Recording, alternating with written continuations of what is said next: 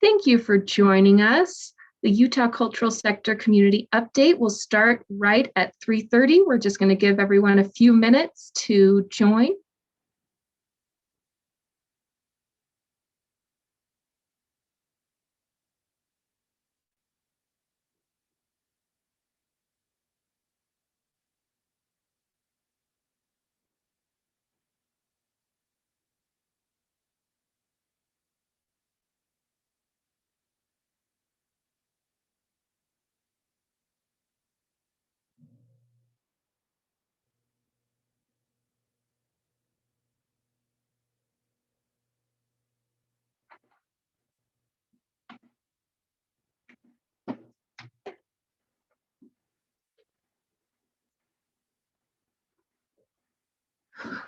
Welcome to the Utah Cultural Sector Community Update. We will start in about 2 minutes. We're just going to give everyone a chance to join.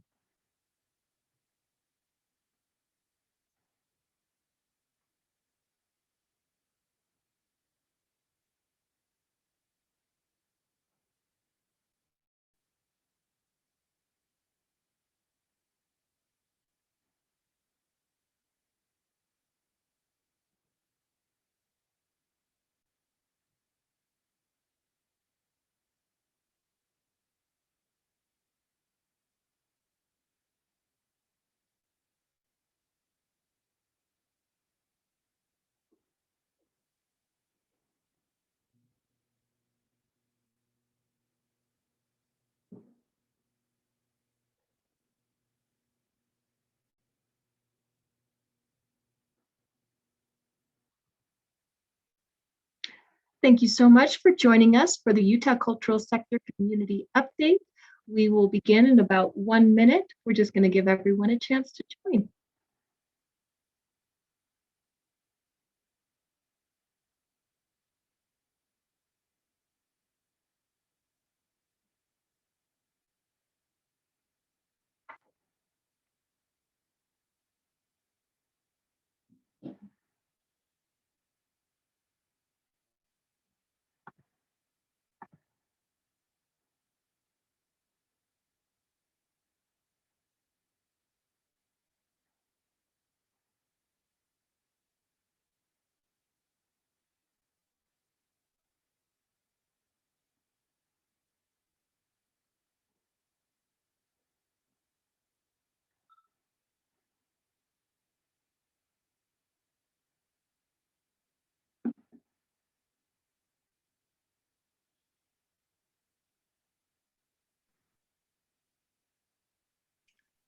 Hello, and welcome to the Utah Cultural Sector Community Update.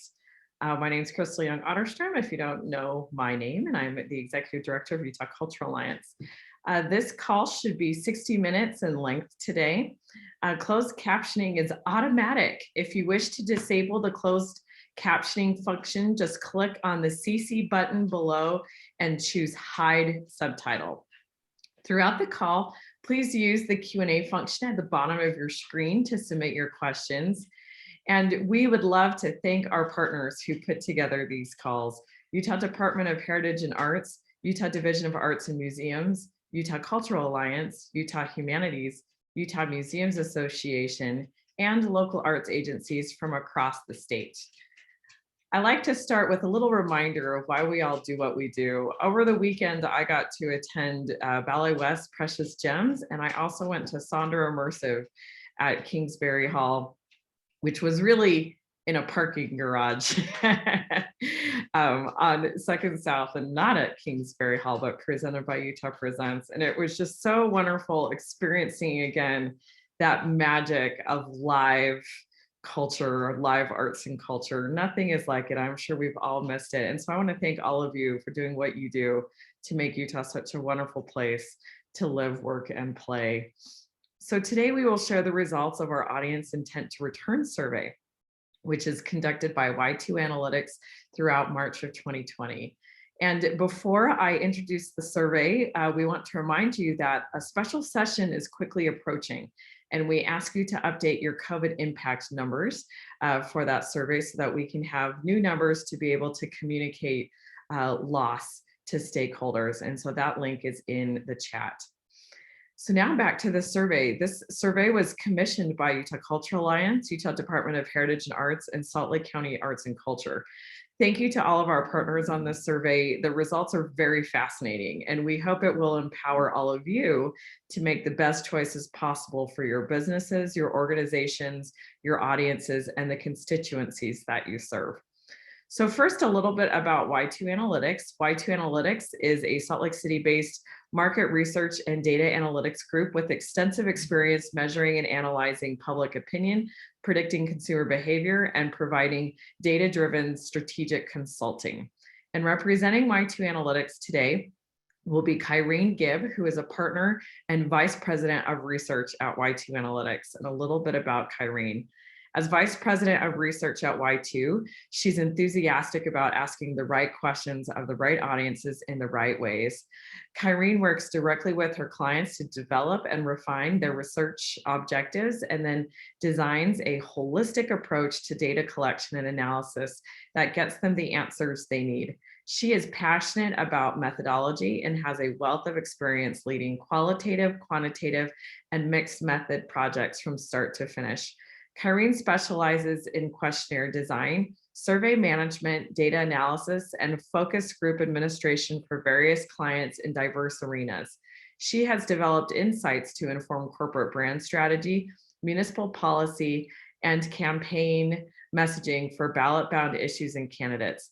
Prior to joining Y2, Kyrene worked with GS Strategy Group, a national polling and strategic consulting firm, where she collaborated on projects for candidates, interest groups, trade associations, and major corporations. Kyrene is a graduate of Brigham Young University, a South Weaver resident, a dog owner, and a proponent of the Oxford comma, as am I. Kyrene, please welcome you to the Zoom, and I give the time over to you. We're so happy to have you. Thank you so much, Crystal. I appreciate it. I will go ahead and share my screen and we can get right into the survey results here. We're excited to dive into some of the audience sentiment findings that we were able to collect when the survey was in the field back in March. So a little bit of survey methodology before we get into the fun stuff. This survey was conducted online from March 3rd to March 22nd, and we gathered insights and opinions from 1,104 voters throughout the state of Utah. An oversample was also collected among Salt Lake County residents. And so there are some places where we'll show comparisons between statewide numbers and Salt Lake County numbers. The size of the Salt Lake County audience in those side-by-side comparisons is roughly 600 respondents. So again, registered voter sample here, and we were in the field for just shy of 3 weeks back in March. Getting into some of our key findings here, and just starting with some of the high-level takeaways that are really driving the research and our conclusions here. I think starting off, the majority of Utahns and Utah audiences are very comfortable visiting stores and restaurants right now, but they're slightly less comfortable visiting some of these entertainment and cultural venues that you all represent. However, among those who are currently uncomfortable to some degree, over half of them anticipate that they'll be comfortable participating in these venues or visiting these venues within the next 6 months. So certainly the tides are shifting in a positive way. Second, across all of our live entertainment activities that we examined among Utah voters, 1 in 5 say they anticipate spending more on that activity post-COVID. So we asked what approximate amount people recall spending the last time they participated in an activity, whether that was roughly similar to what they usually spend or if that was a bit of an outlier, and then whether they anticipate spending more or less or about the same when they re-engage with that sector of the live entertainment industry. And we find that just shy of 1 in 4, so about 1 in 5 of those voters expect that they'll spend more and increase their participation across various activities. The activities that were received the most enthusiasm from our respondents for re-engaging are festivals, parades, and concerts in particular. Thinking a little bit more about current conditions, nearly half of our respondents say that they would be open to participate in outdoor concerts, plays, or other performances today. So outdoor venues certainly increase audience comfort levels for the time being. When we're thinking about the types of things that we can do to increase the comfort that audiences feel when participating in these live entertainment activities, mask requirements and surface sanitization are the things that are widely considered the most important and the most effective safety measures that increase comfort engaging in this sector of the economy. In addition, widespread vaccination is something that will significantly increase comfort in attending live entertainment venues. So perhaps a little bit less of the burden on the venues themselves or our facilitators, but certainly a condition that helps increase comfort. And then the fifth takeaway here, the last thing, a plurality of Utahns. So the largest share of Utahns who responded to the survey indicated that they would not attend an event that required a COVID test on site or at the door as a condition of entry. So something to keep in mind. We do certainly see some political undercurrents still persisting around both engagement in various activities and certainly perceptions of the virus. So thinking a little bit about the audience experience now and how residents are feeling about COVID generally. We asked a few questions about the current state of affairs. We found that a majority of Utah voters are more concerned about the coronavirus effects on the economy than the effects on public health. But that was by a pretty slim margin. So we're just shy of a coin toss here. 54% of voters say that they're most concerned about the economic impacts. 46% say they were most concerned about the public health impacts. This picture is actually reversed in Salt Lake County. So it's worth noting that 55% of Salt Lake County voters say that they're most concerned about the public health impacts, and then 44%, were most concerned about the impacts on the economy. So again, pretty close to 50-50 here, but with a slight favor for the economic impacts in our statewide audience. We also asked respondents some questions about how the virus and the state of the world in the pandemic has affected various aspects of their lives, financial well-being, physical health, mental health, and social life. Probably not surprising to anyone here, but our respondents indicated that the virus has had the most severe negative impact on their social life. 78% of voters say that the coronavirus has had a negative impact on their social life.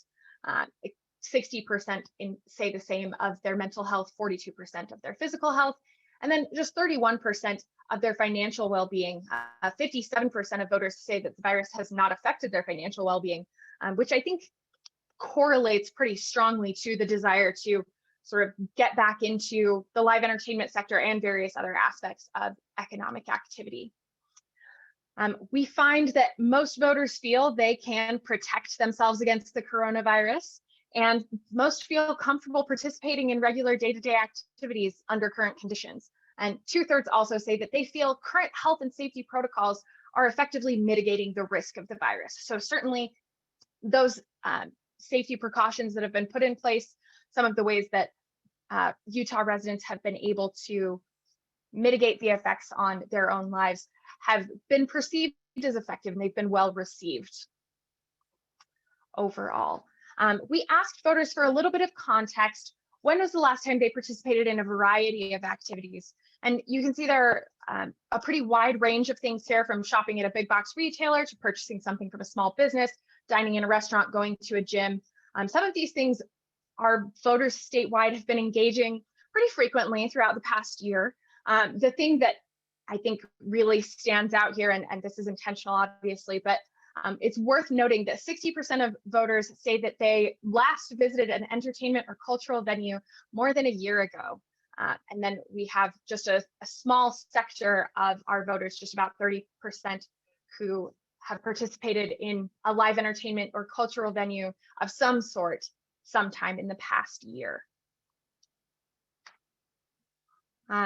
Similarly, we asked across these same set of activities how comfortable voters would feel participating in each of these activities currently. So again, under current conditions, we find that 62% of voters statewide would currently be comfortable visiting a live entertainment or cultural venue, but that is a bit lower and pretty significantly lower than some of these at the top of the list here. So purchasing something from a small business, shopping at a big box retailer, dining in a restaurant, these are some of the things that have received a lot of emphasis from state and local officials about making sure that we're bolstering those sectors by voters. Voters are currently very comfortable engaging in these types of activities. We have a majority of voters who would be comfortable participating in some of these live entertainment and events, but certainly not quite so many as that high end of the spectrum. Although there are things that voters would be less comfortable engaging in as well, going to a movie and sports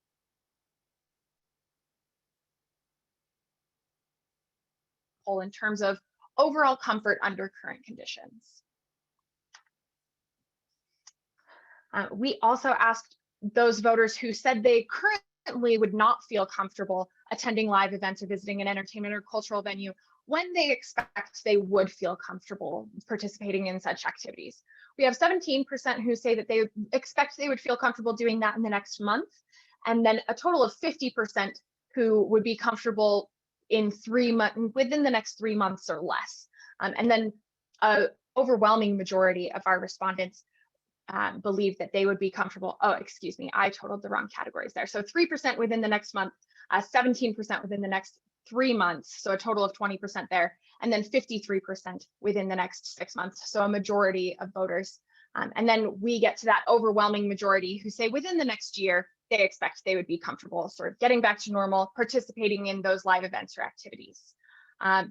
There is a little bit of, again, sort of a political or cultural undercurrent here to be noted. Among those residents who are most concerned about the public health impacts of the virus, there are only 17% who say that they're willing to return to these activities within the next 3 months, so 3 months or fewer. And then among those who are most concerned about the economic impacts, that number increases quite a bit to 27% who say that within the next 3 months or sooner, they would be willing to participate in these activities again. So certainly some of the context around current perspectives of the virus coloring these anticipations of when and how comfort will increase. We asked voters, thinking back to before the coronavirus outbreak, how often they were participating in various activities in the cultural sector.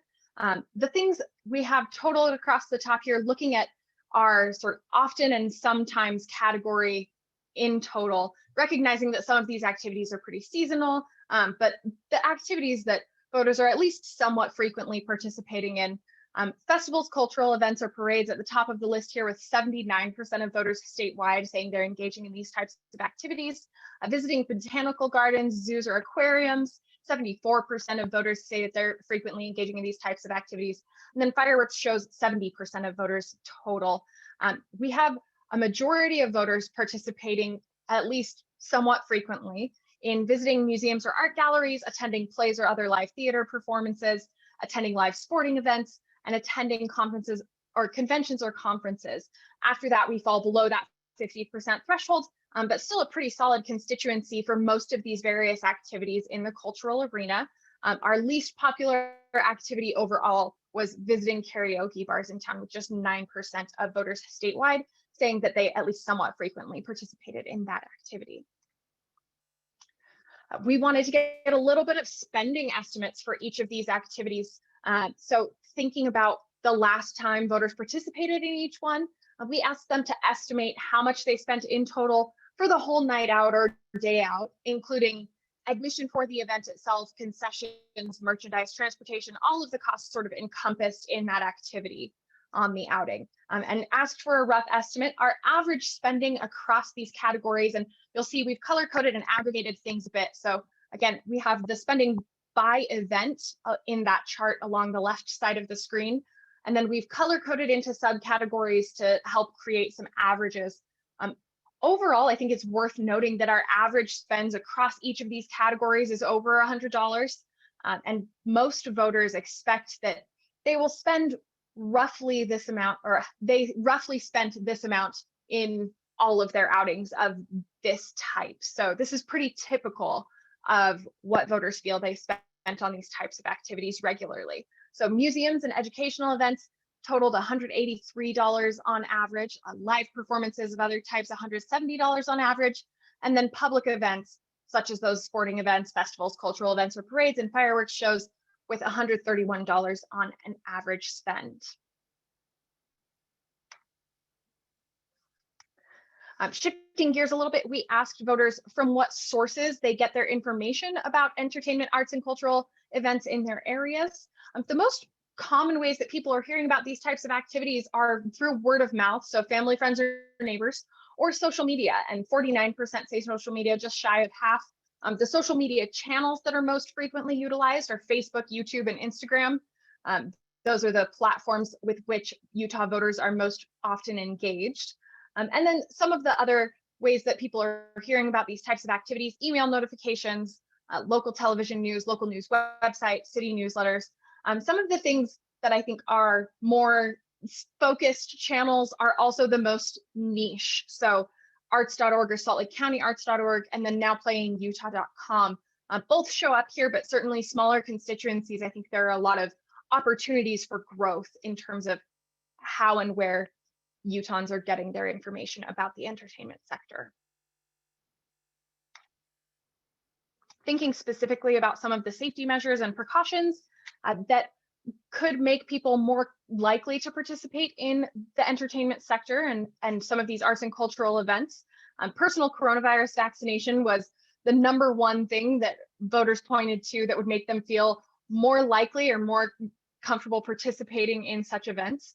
And then widespread coronavirus vaccination in your community, also really right there tied at the top, with 65% of voters statewide saying that that would make them more likely to participate in the live entertainment, arts, and cultural sector. A significant decrease in daily coronavirus cases, sort of going right hand in hand there. And then promotions or deals from local entertainment venues was almost as impactful as some of these specific measures to mitigate the spread of the coronavirus. So certainly there's an appetite for voters to get back into this sector of the economy, re-engage, and especially if there are promotions or deals of which they can take advantage. Businesses following local health and safety guidelines is also important to a majority of voters, and an increase in disposable income would also be something that would make voters significantly more likely to participate in these types of sort of free time and expendable income events. Again, other factors related to a mitigated or decreased spread of the virus. So the level of transmission in your area dropping to moderate or low has a significant role to play. Significant decrease in coronavirus deaths, a loosening of restrictions based on local health and safety guidelines. All of these things have a majority of voters saying that they would make them more likely, or these conditions would make them more likely to participate in these types of activities. And then the things where we fall below that 50% threshold, again, a change in social distancing guidelines allowing for closer seating has a pretty divided constituency. So we have about 1/3 of voters who say that would make them more likely to participate, 1/3 of voters who say that would have no impact on their participation, and then just over 1/3 of voters who say that that would actually make them less likely to participate in the live entertainment, arts, and cultural event sector.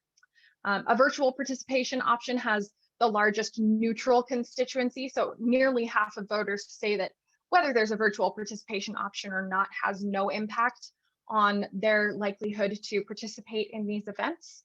And then concerns about your health or the health of your family, I think probably logically following here, that this has the largest constituency of folks who say that this would make them less likely to participate in these activities. But about 1/3 say that that wouldn't have an impact on their participation. And then 1/3 of voters say that that would actually make them more likely. So you only live once, I suppose. The opportunity to participate in some of these live entertainment activities might be a chance worth taking. We also asked voters, thinking about the various events and venues that they could participate in, what specific factors the venues could do to make them feel more or less comfortable participating in live entertainment, arts, and cultural events. So the things that are sort of within the realm of entertainment facilities or providers' control. Regularly sanitizing high-touch surfaces was the most impactful. 70% of Utahns statewide said that would make them more comfortable participating in these activities. Outdoor events is also a popular accommodation, and then limiting the number of participants or attendees allowed into a venue at once as well. requiring all staff to wear face masks, excuse me, and having hand sanitizer accessible throughout the venue. Requiring all participants and attendees to wear face masks, maintaining social distancing requirements of 6 feet between participants and attendees, and requiring daily symptoms checks for all staff. All of these things have support or would make a majority of voters feel more comfortable participating in these types of activities. After that, I think there's an interesting shift both in tone and sort of sentiment about these activities. So once we get below that 50% threshold, what we see is more of the burden is shifted towards participants in these events. So symptoms checks for participants and attendees, requirements for staff or attendees to show proof of recent COVID test, conducting on-site rapid coronavirus testing, requiring cashless transactions has the second largest neutral or no impact category, and then prohibiting the sale of concessions. 57% of voters felt that that would have no impact on how comfortable they felt participating. So concessions doesn't seem to be a factor in most voters' minds. Given that same list, so in that first screen, we gave voters a chance to say whether all of these things would make them feel more or less comfortable. And then we created more of a pick one or pick your most important priority scenario here. So what's the most important thing or measure that could be taken to help you feel comfortable? And then what's the least important thing? What's your lowest priority for the types of measures that could be put in place? The things at the top of the list here with the highest overall priority, or what we're seeing as the most important factors in the grand scheme of things, we're requiring all participants or attendees to wear face masks. 15% of voters said that that was the most important, most impactful thing that would make them feel comfortable. And then regular sanitization of high touch surfaces. 12% of voters indicated that that was the most important action that could be taken. Interestingly, 8% of voters said that requiring all participants and attendees to show proof of a recent negative coronavirus test or vaccination was the most important action that could be taken, but 11% said that this was the least important thing to them. So there's a little bit of division there about vaccination and test results being tied to event participation. And then at the bottom of the list here, requiring cashless transactions or again, prohibiting sale of concessions. Those things are largely seen as the least important factors in the grand scheme of things. We also asked voters explicitly if an entertainment or cultural venue were to require all entrants to be tested prior to attending, which of the following options they would prefer. Getting tested on site at the venue, getting tested at a free testing site prior to attending, and having proof of that negative test result, or whether these voters would prefer not to attend if it required getting tested. And we found that 52% said that they would not attend an event if testing or proof of recent testing were required. And then the other half roughly of voters is pretty evenly divided between whether they would rather get tested on site at the venue. 26% would prefer that option. 22% would prefer to just show a recent negative test result upon entry. Looking at, again, just a little bit more closely at that sector of voters who indicate that they wouldn't attend an event that required testing for entry, 28% of those who are most concerned about the public health impacts of the coronavirus say that they would not attend an event if it required getting tested.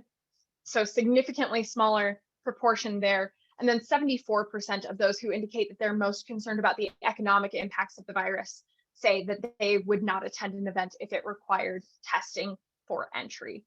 So again, the undercurrents there about and perceptions of the virus really coloring the level of participation and safety and precautionary measures that potential audiences are willing to engage in. Thinking about current participation in a variety of activities, we asked voters if, assuming that health and safety guidelines are followed, how open they would be to participating in a variety of activities. I'm going to go along down the very open category here because I think that hierarchy is interesting, but we also have the sort of top two box, very or somewhat open numbers aggregated on the right-hand side of your screen. You can see a majority of voters would be at least somewhat open to participating in all of these activities, but 53% would be very open visiting a zoo, botanical garden, or aquarium, assuming health and safety guidelines are followed, and that's currently. And then thinking about the next 3 months, that openness or that level of very open response goes up by 2 percentage points from 53 to 55% who would be very open to visiting these types of venues. Going to an outdoor play, concert, or other live performance, 48%, so just shy of half, would currently be very open, and 53% expect they would be very open within the next 3 months. Similarly, 47% currently would be very open to going to a fireworks show, festival, or parade, and 53% would be very open within the next 3 months, an increase of about 6 percentage points there. And then 41% right now would be very open to going to a museum or art gallery. That number also increases by about 3 percentage points, thinking about that next 3-month window. And then we have a little bit of a higher threshold for change here at the bottom of the list. So going to a movie theater, attending a live sporting event, or going to an indoor concert, play, or other live performance. Just over a third of voters currently would be very open to participating in these activities. And each of those activities receives about a 6 percentage point increase in openness when we're thinking about sometime over the next 3 months. Thinking a little bit more about future engagement in the live entertainment, arts, and cultural sector, we asked voters specifically what types of activities they're most excited to re-engage with. And the things that really jumped out at the top of the list here were festivals, cultural events, or parades, and then visiting zoos, botanical gardens, or aquariums, 38% and 36% respectively. So just over a third of voters saying that those are the things that are most exciting to them. I think we're certainly seeing a little bit of a tendency towards some of those spring and summer activities that are a bit more seasonal. Definitely spring fever was in the air when we were in the field with this survey, but just shy of a third of voters are also saying that they are most excited about getting back to live sporting events and other plays and other live theater performances. About 1 in 4 voters say that they're most excited about getting back to rock or popular band concerts, fireworks shows, and then just below that, museums or art galleries. After that, we're down below 1 in 5 voters for each of these categories, but certainly there's a constituency, again, who are most excited about engaging in a variety of activities here. So conventions or conferences, opera or musical theater performances, film or film festivals. Again, a long tail here of activities. The thing that we see a pretty small window of those who are most excited to re-engage with is that virtual or digital events category, with 4% of voters saying that that's one of the areas they're most excited to re-engage with. I think if we think about current participation and potential screen fatigue, that's probably not terribly surprising to see that, maybe that's a little bit, that's something that fewer voters are chomping at the bit about, where it's currently accessible. And then karaoke bars, again, just a pretty small niche constituency. 2% of voters say that they're most excited to re-engage there. We also asked for each of these activities whether people anticipate spending more, less, or about the same on each activity compared to how they interacted with these activities, or how much money or how much they participated in each of these activities pre-COVID. So we see about 1 in 4 on average, voters anticipate participating in these activities more frequently than they did pre-COVID. And then about 1 in 3, 30% on average across all of these categories of voters anticipate that they'll spend more when attending these types of activities post-pandemic than they did pre-COVID.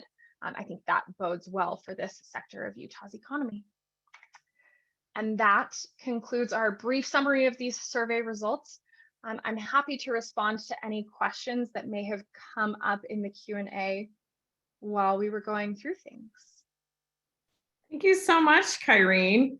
I'll read for you the Q&A and then you can respond. And if anyone else would like to add more questions into the Q&A, please put them into the chat. A few of the questions we've answered in advance, so I just want to remind everybody that we will send you the slides following this presentation, so watch for it in your email, as well as with the recording of of this webinar. So the first, on the topic of maintaining financial health, did you, well, you kind of addressed this at the end, but could you speak again to the data regarding household income of participants and how that might be different, some of the responses based on their household income? Yeah, absolutely. So we have disaggregated some of the data in crosstabs as well. So it's certainly worth looking at how household income levels are correlated with that spend number. We recognize that a change in income was something that many voters pointed to that would make them more likely to participate in the economic sector. We had a variety of income ranges represented from registered voters. The majority of registered voters in the state of Utah make more than $50,000 a year in their aggregated household income. So we don't have those numbers broken out directly in front of us, but as I mentioned, we have those crosstab results that I'm certainly happy to share along after this meeting to follow up on some of those questions. Great, thank you so much. I think this question relates to the per person spending at activities, but it asks if it's the total per family or per person. And did you ask that? That is a great question. We asked, thinking about the last time you participated in each of these activities, how much did you spend in total? In total, I guess, could encompass multiple participants from a household, but it was directed as an individual level question. Great. That's all the questions in the chat. Right.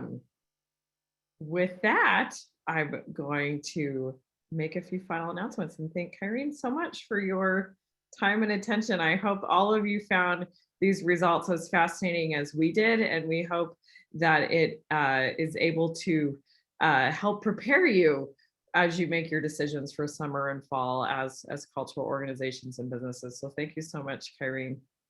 Absolutely. Thank you all so much for your time and your work in this very important sector to Utah's economy. We appreciate that.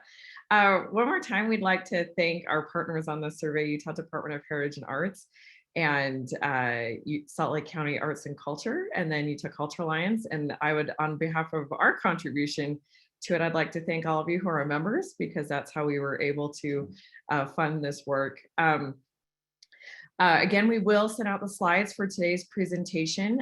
For those in the St. George area, Team UCA will be there on Friday, and we invite you to join us for a meetup. The details for registering for that will shortly be in the chat. And now I'm going to turn the time over to Vicki Borns with Utah Division of Arts and Museums, who has a few updates on the Create in Utah Phase 3 and the Thrive 125 Community Celebration. What Thrive 125 Community Celebration Grant. Tongue twister. Thank you so much, Crystal. And thank you everyone for joining us today. I'm going to read this so I don't get it all confused, and some of you may have already received this information. So as you know, the Utah State Legislature has generously provided relief funds to help arts and cultural organizations recover and reopen. So the Utah Arts and Museum will be distributing these funds through a competitive grant process. The applications opened on Friday. They'll be open for 2 weeks, and this is the Create in Utah Phase 3. The grant process will be open to nonprofits, government agencies, and for-profits. The for-profit process will open after the nonprofit process has concluded. Say that quickly 3 times. So again, it opened Friday and it will close April 30th. I'm also excited to announce that the Department of Heritage and Arts has announced a new Thrive 125 Community Celebration grants. They will open today and close on Monday, May 3rd at 6 p.m. This gives 2 weeks notice. Grants will be awarded up to $7,500, and they're geared towards arts councils, historical societies, neighborhood or community organizations. They're for community celebrations, events, or programs which help celebrate the state's 125th anniversary of statehood. And I believe that this information has been put in the chat. If not, I will put it in there once I stop talking, because I cannot talk and manipulate my mouse at the same time. One more thing I'd like to mention is that in partnership with, again, the Department of Heritage and Arts, there is a new offering for individual artists and creatives working in all mediums to create contemporary interpretations of the 125-year anniversary of Utah statehood. Artists are requested to submit a statement of interest to create a new artwork or submit existing works that fit within this theme. The submission closes May 14th. Artists will be notified by May 21st, and please share this information with artists and creatives that you know. So thank you very much. I appreciate the opportunity to share this information. Thank you, Vicki. Thank you for sharing all these wonderful opportunities. You guys do such great work on behalf of our entire industry. Thank you again to Kyrene Gibbs at Y2 Analytics, and thank you to everybody for joining us today. Thank you to our cultural sector partners for organizing this call. And again, thank you to our partners on the survey, Utah Department of Heritage and Arts and Salt Lake County Arts and Culture. And with that, we'll see you next time. Stay safe. Thank you.